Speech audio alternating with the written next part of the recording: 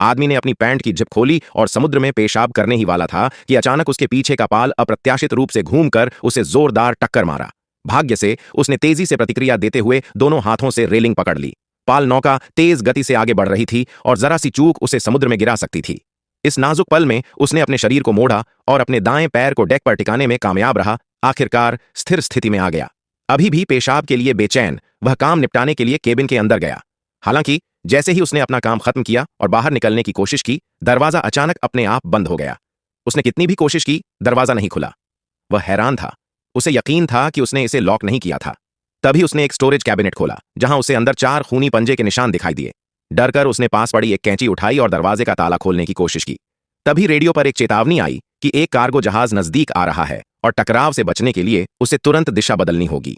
घबराकर उसने खिड़की से बाहर देखा तो विशाल जहाज को अपनी ओर आते देखा। उसने दरवाजा तोड़ने की कोशिश की, लेकिन ताला मजबूती से जमा हुआ था।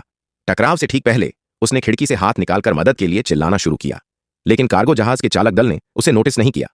आखिरी उपाय के तौर पर उसने बाहर से एक रस्सी ली, मजबूत गांठ बांधी और पानी में फेंक दी। हालांकि जल्दबाजी में रस्सी उसके शरीर में उलझ गई और उसे घोंटने लगी।